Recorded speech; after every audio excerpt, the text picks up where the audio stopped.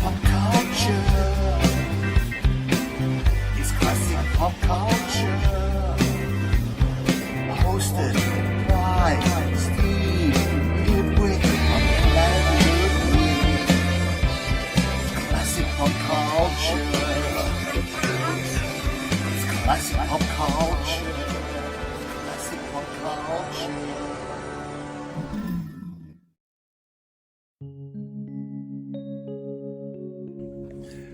That was our classic pop culture theme song, performed, written, and produced by musician and author Joe Mandica, Australia's gift to the world of pop music. And how are you, everybody? This is your fellow fan of pop culture, Steve Ludwig, welcoming you to another edition of Steve Ludwig's Classic Pop Culture, right here at planetludwig.com. We've been doing our classic pop culture and Beatles shows. Can't forget John, Paul, George, and Ringo. But we've been doing our classic pop culture shows since 2013. And here we are, show number 188. And our guest returning to the show is author J.E. Tobin, here to talk with us about his latest novel, Triple Divide. Triple Divide is an adventurous, highly emotional story about three American soldiers on leave from the war in Afghanistan who return home to the States carrying with them a horrifying secret about an incident in which they were involved in Afghanistan. Author J.E. Tobin, Jim, was with us last year when his previous novel, When We Were Wolves, was published. That was show number 181, so you can check that out as well. Just check the guest list on planetludwig.com, click on J.E. Tobin, and it'll take you right to that interview. For his current novel, Triple Divide, Jim, a psychologist, had spent time at a New Jersey VA hospital speaking with soldiers. That explains the truly realistic depiction by Jim of the emotions and trials and tribulations of the characters in Triple Divide. Okay, enough talking by me. Let's get to the interview, which we recorded less than a week ago. Enjoy. And here is the wonderful author, J.E. Tobin, of the brilliant new Triple Divide novel, his latest. So happy to have him back with us. And Jim, great to talk to you. How are you? Good. And Steve, it's great to be back. I enjoyed our first interview last year very much for When We Were Wolves. And I still have put that on my website. I love it. Both the longer version and the shorter version. So. Mm-hmm.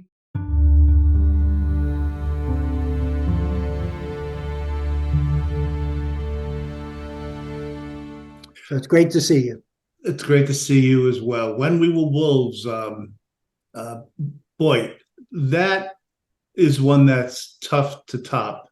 Mm-hmm. But here with Triple Divide, you are right at that magnificent level of your past novels. So congratulations on such a wonderful job. You know, it's a very different genre in a way. Triple Divide is more of an adventure story, more of a thriller, I think, and suspense. So with that in mind, how about a background, a little thumbnail about Triple Divide itself and where it goes? Okay, I'll give you the elevator pitch of it. So a troubled soldier, just back from Afghanistan, the war in Afghanistan, walks alone and weaponless into the wilderness of Glacier National Park. And his two brothers in arms undertake separate missions, and they race each other to rescue him. And when they find him, if they find him, they will learn secrets about each other and themselves. So it's that's basically the thumbnails of the story. In your two past novels, both of them, this one and the first one, When We Were Wolves, there is so much what's the word? You're the psychologist, Jim. So much self-awareness that comes throughout the novel that may not have been there, or at least hadn't come to the surface. But as the novel progresses, you so brilliantly bring out things about your characters that some people may consider, oh my goodness, what kind of thoughts are those? But everything that you write about those characters, it's understood why they act the way they do. Can you expand a little bit on about that? How you don't really pull any punches on your characters, and you really let us know the warts and all.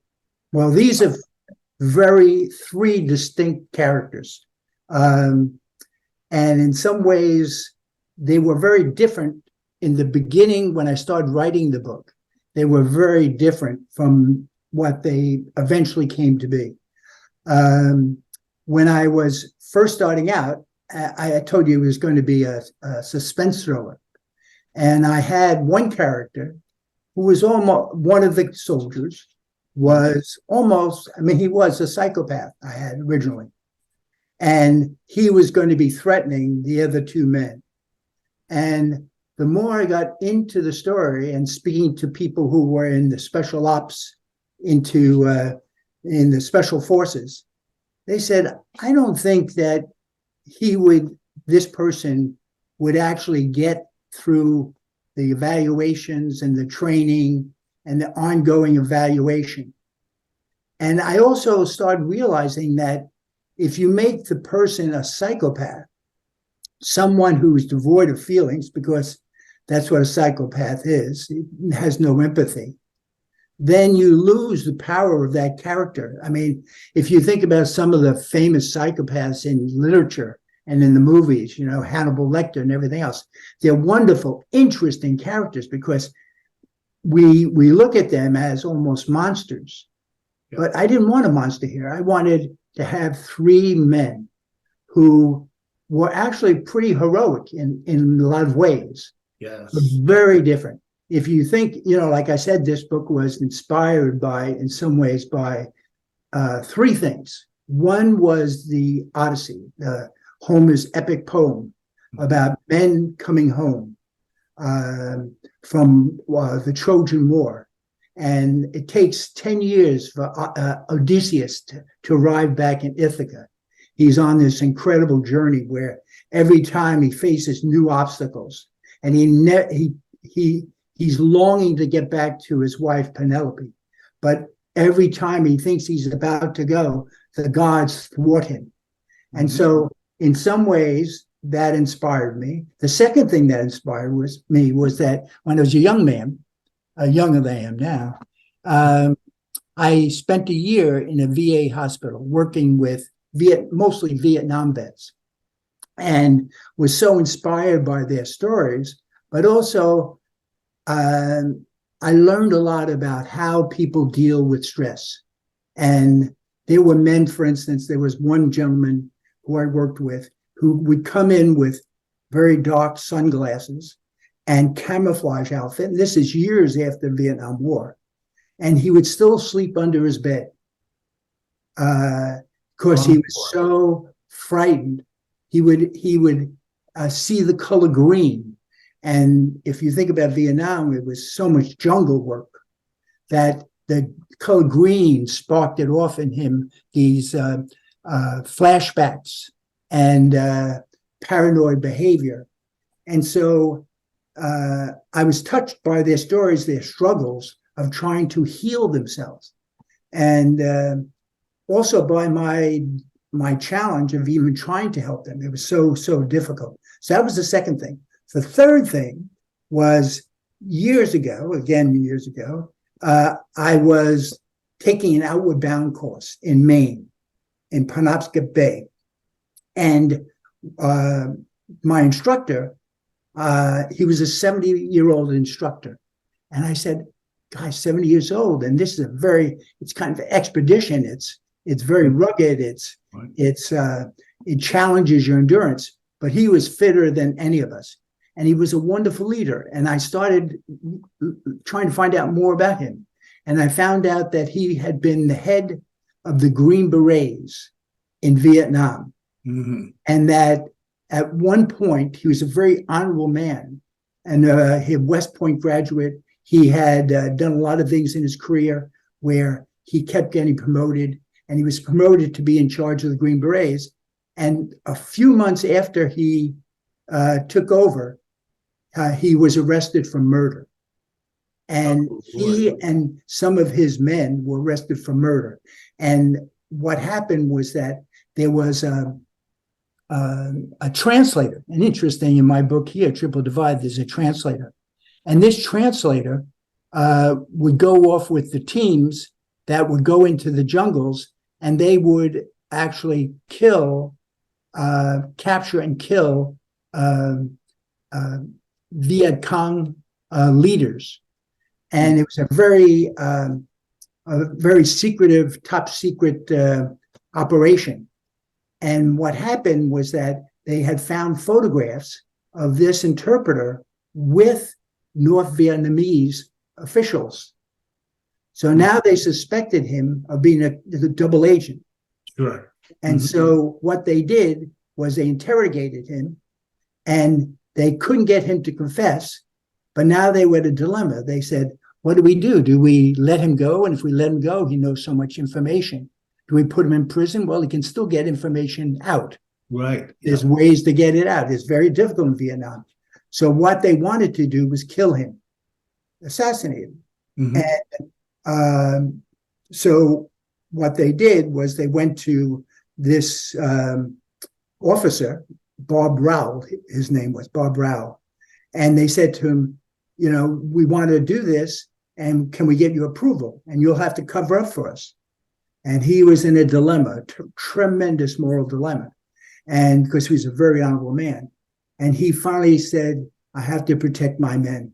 And that means not just the men right here, but all the men in Vietnam who are serving and who might be jeopardized by whatever information this guy can do. So he decided that's what he's going to do, and he approved it. So they took him out into a river, not the colonel, but his men took him out into a river, and they shot him and then weighed him down and put him into the river. And so they didn't discover his body, but eventually General Westmoreland found out about this. And it was just after My Lai. You remember My Lai massacre? Of course, absolutely. So he wanted to prove a point. And he decided he's going to bring these men up on charges. And eventually they were acquitted. But because of this, and because of the stain on his reputation, he decided that he had to quit the army. And he went and started working for Outward Bound, which is a wonderful organization. And I met him. So this was a man who I said, here is an honorable man, but is faced with moral dilemmas. And if you think about it, the characters in my book are all faced with moral dilemmas. And what is a moral dilemma? A moral dilemma is one in which there's no easy answer. There's both choices are bad. Both choices bring up terrible consequences. So if you're faced with that, what do you do if you're an honorable person? And if you think about the character, the father of one of the men, Bill. Yes. He comes from that era. He comes from the Vietnam era. And he's trying to counsel his son, and who is one of the three men.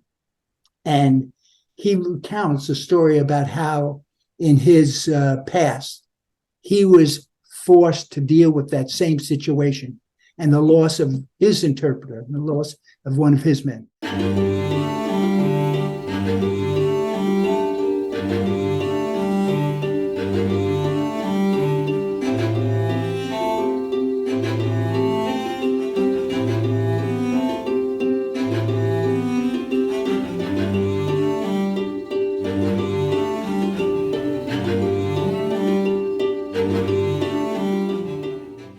You have a situation in which men in war are often faced with terrible choices.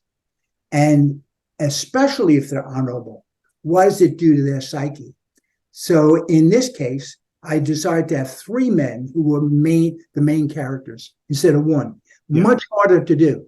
Three main characters. One is Brian, who is brave, courageous, but also a by-the-book leader. He's the head of the team, and he's a by-the-book leader. He's somebody who is very honorable, believes that he lives by a code.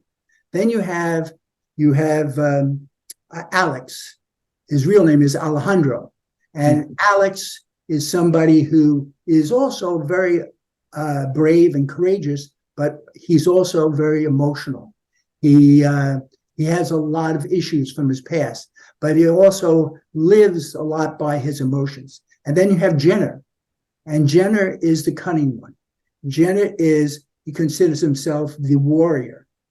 And yet these three men mesh, they love each other, they care about each other, but they're also at odds because of the differences in their personality. So if you think about it, all of us have, we develop a personality, we develop character traits that a sense of self, who we are.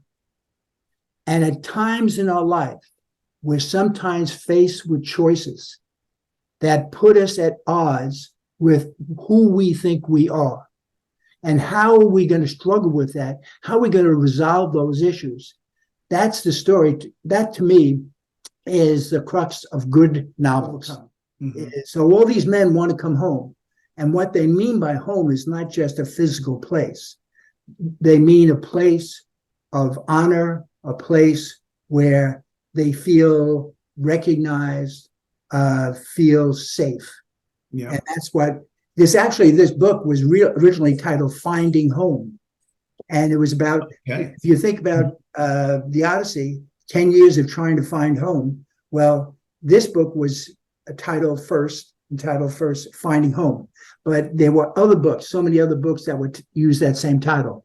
So I changed it. So anyway. Just a little sidetrack. Triple Divide, for those of our viewers who don't know, is an actual area. Triple Divide, actually, that shortened version. It's Triple Divide Peak, right? And it's a small mountain in Glacier National Park. And what distinguishes it is that because of its unique formation, it has 3 ridges, and because of those 3 ridges, the rain that falls on that peak flows into 3 different oceans.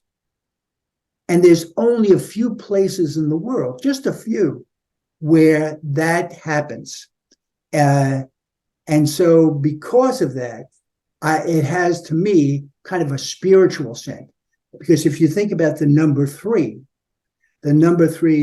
is, in many different cultures and many different religions, it has very strong connotations. Think of the Trinity. Think of other things in where there's always 3. The number 3 is the three magi, everything else, and so it has a spiritual sense, and in some ways, that's why Alex. I won't say too much, but Alex, this might be the place he's going to. The other men don't know it, but this might be the place he's going to.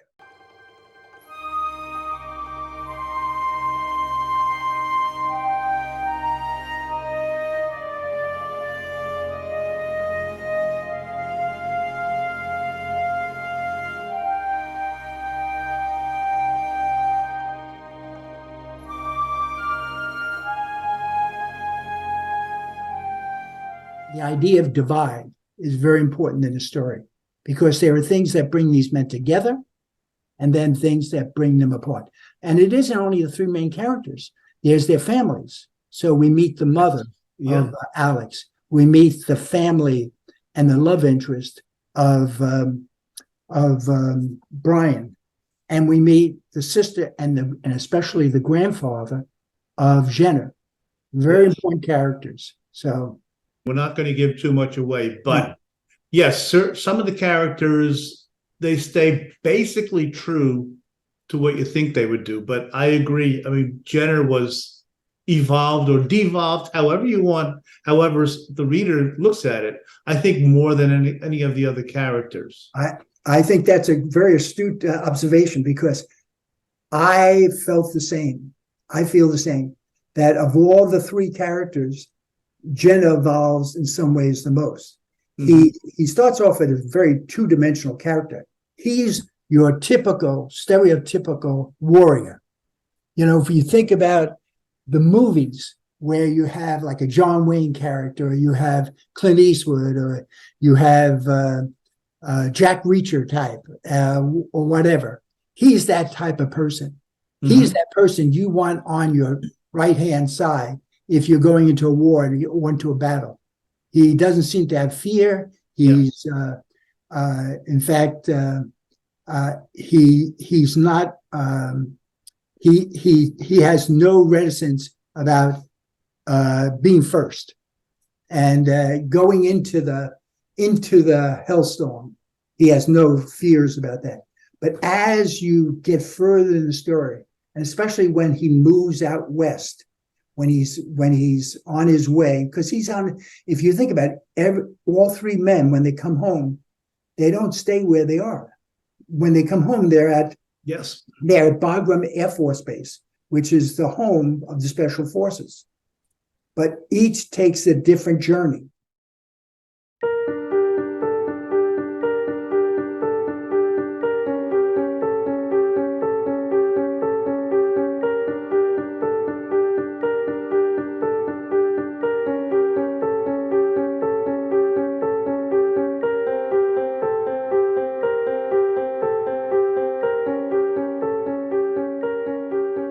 I had a conversation with my cousin, who is a philosophy professor at Rutgers, and we were talking about the Odyssey. He knows the Odyssey very well, and he was suggesting that I change the names of my characters to represent heroic people, warriors, things like that. Because originally the names were David, Ray, and Cosmo. That was the original names.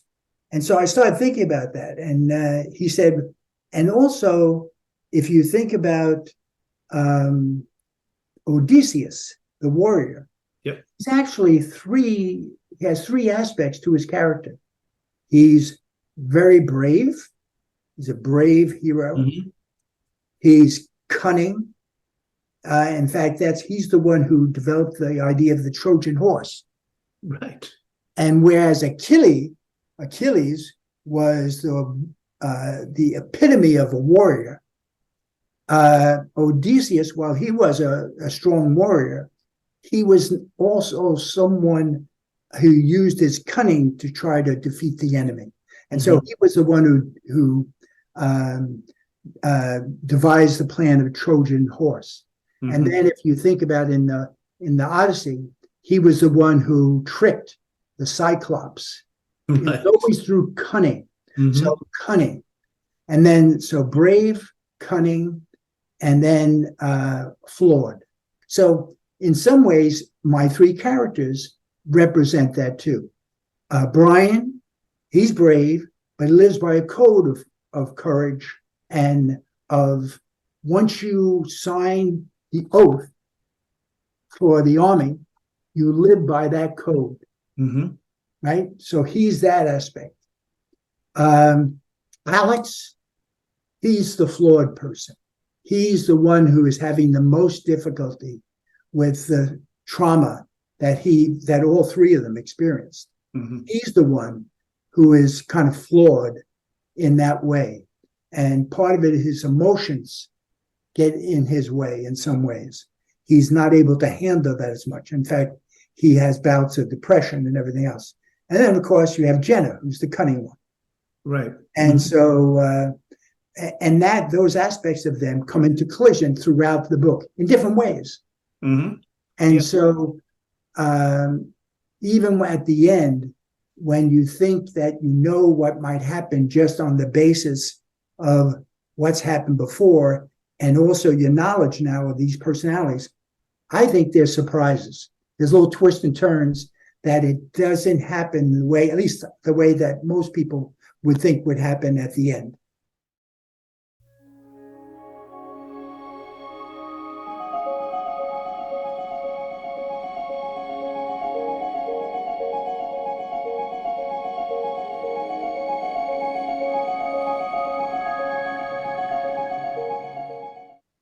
which perfect segue into what I wanted to bring up next too, Jim. After having read your first novel, When We Were Wolves, one thing that I think when I was communicating with you with email, I called it a J.E. Tobin-esque style of writing. Never assume where Jim is going. One of your great talents is just kind of throwing into the story, where did this come from? Oh my goodness. And just when you think you've got it all figured out, Jim, you put something else in there that is related. And I think, oh my gosh, I never thought of that. Of course that could happen. That's another one of your just brilliant talents in writing that I appreciate so much when I read your stuff. Well, thank you for that.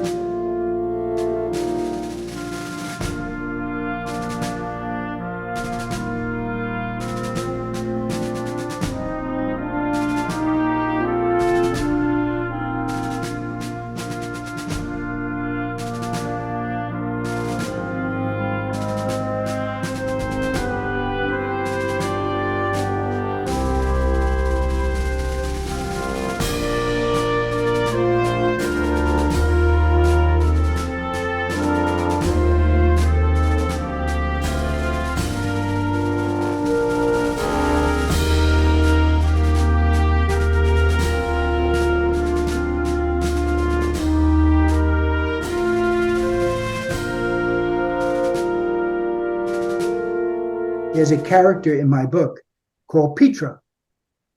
Yeah, what an interesting German girl, by the way. Yeah, young German woman who Alex meets in not in Triple Divide, in Glacier National Park. And she's actually based on a real person I know. And the sense of you can never anticipate what's going to come out of her mouth. It's just so unexpected, is the same thing I wanted to capture in this character. In fact, her name is Petra as well. Oh, that's a great dynamic between Petra and Alex, by the way. And I won't give things away, but I was getting to the point where I'm saying, wait, now who she's giving him advice and where are we going? Like, what's going to happen with these two? And it's just, once again, it's that the Tobin-esque way of writing that. It's just, where is Jim taking me? I know he's going to get me there and it's going to be a great journey, but wow, she is a secondary character. But if you think about it, she's a catalyst to a lot of things that happens with the three men. Absolutely. If it wasn't for her, the whole incident, the direction of the book, the second half of the book, would be completely different if you think about it. Yeah. What she reveals, I won't say what it was, but what she reveals and what comes from her is the catalyst for what happens to the other two men. We can look at Bill that way in a sense as well. Bill?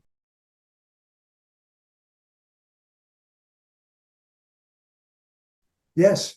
Yeah. And when you think about him, I just feel that he's the father of Brian, and you could see that he was someone who has spent years thinking about the war that he fought. And what does that mean to him and his relationship with his son, who is in a war right now?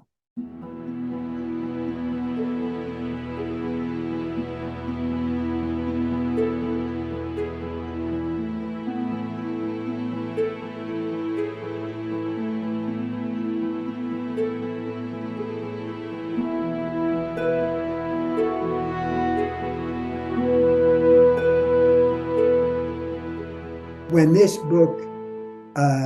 this book begins, the war is over. But during the course of most of the, because in the beginning of the book, it's the beginning and the end of the book. I won't tell you what the beginning and end of the book is. It sandwiches everything in between. It is what happened before the war ended. Mm-hmm. What happened in the first chapter, in the last chapter, is after the war. Yeah. So if you think about it, Bill is someone who, in some ways, wants to connect with his son, protect his son, all the things that a father wants to do with their son. Right. Yeah. Mm-hmm. But yet has difficulty in both those things. Mm-hmm. Yes. And there are times when they come into conflict with each other. And if you think about, and again, this is part of the mystery that we find out later at the end, what happened the night after they came back from the village. Yep. I'm getting, We don't, I just got goosebumps. I just got goosebumps when you said that. yeah, we don't learn what happened. And so in some ways, these men are all carrying secrets, and they don't all know the full aspects of the story until they finally get together at the end.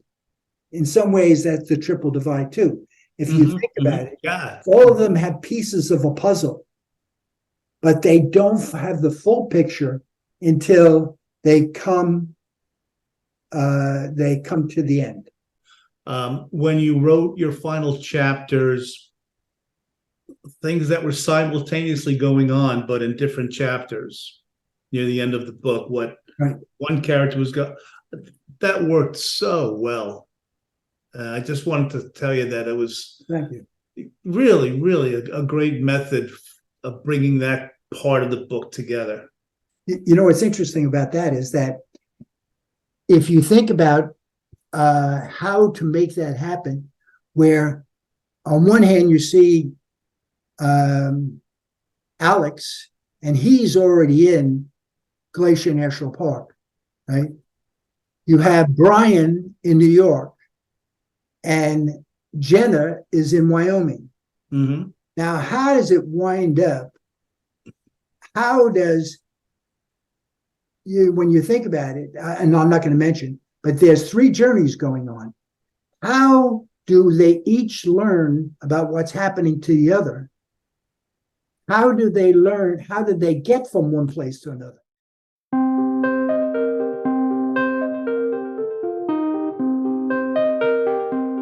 A lot of what we experience in our lives are also impacted and intertwined with everything around us. And in my book, for instance, there's a part of my book where Brian, his father, his girlfriend, Kate, and his stepmother, Gretchen, are in a car, the automobile, going to the airport. And they have to get there in order to catch this flight, because if they don't get there, Brian and his father are never going to get to Glacier National Park. They're just not. Mm-hmm. And what do they encounter but all this traffic and everything else? And Brian starts talking to his grandmother, his stepmother, not his grandmother, his stepmother. And he's kind of distracted, and he's thinking about Alex. And he says, "Do you think Alex is depressed, mentally crazy?" Mm-hmm. And Bill makes a big joke about it, but Gretchen, who is a psychiatrist, she talks to him about depression and things like that. Mm-hmm. And she mentions that in Puerto Rico, among the poor in the island, there's a strong culture. And in that culture, when a woman gets depressed enough that all of a sudden she doesn't function, the community, the village, comes around and they take care of her needs. They sit with her, they talk to her, they hug her. and the act of the woman who was depressed, the signal they get that she's ready for this is she has an atake. They call it atake. And what it is that she has a kind of a nervous breakdown, right? So Gretchen tells this to Brian. And Brian relates that to his experiences in Afghanistan. And he says, the men and women I fought, the enemy, whenever they were wounded, whenever they were hurt, whenever they were struggling, they could go back to their village, and the village would honor them, respect them, take care of them. And that's why, in some ways, even though they were fighting with not the same weapons and not the same, they had a village to come back to. And he says, we don't have a village to come back to. When we come back, everybody wants to forget that we've been in a war. Yeah. You know that it's like a professional army over there, and people will empathize with us, sympathize, but they don't really want to listen to these stories. They don't want to, embrace us in that way. Yeah. Honor us on July 4th and stuff. And he talks about the village.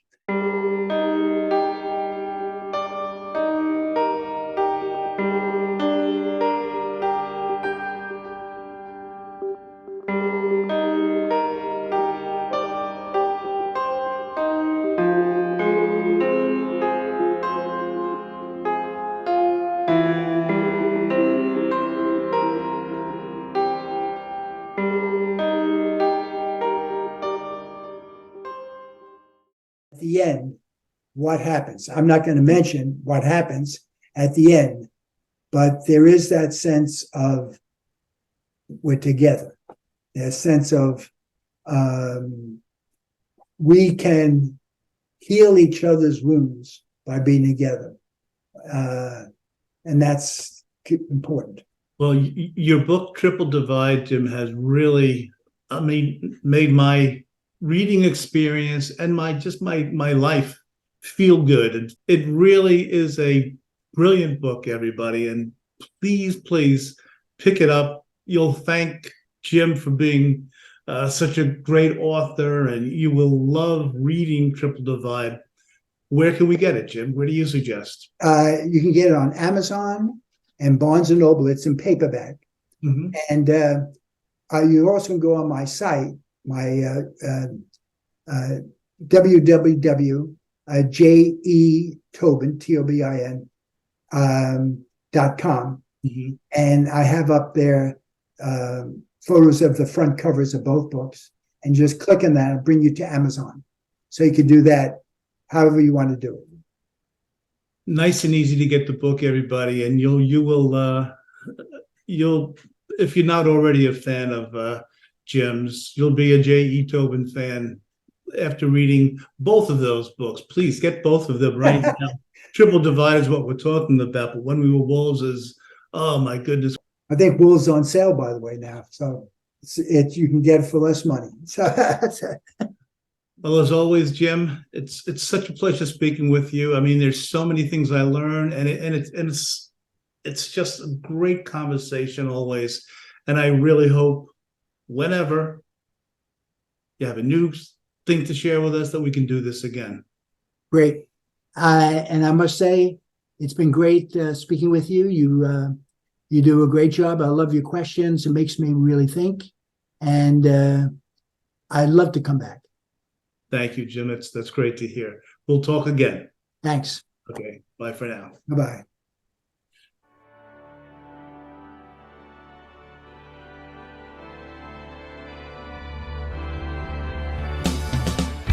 Classic pop culture. It's classic pop culture. Hosted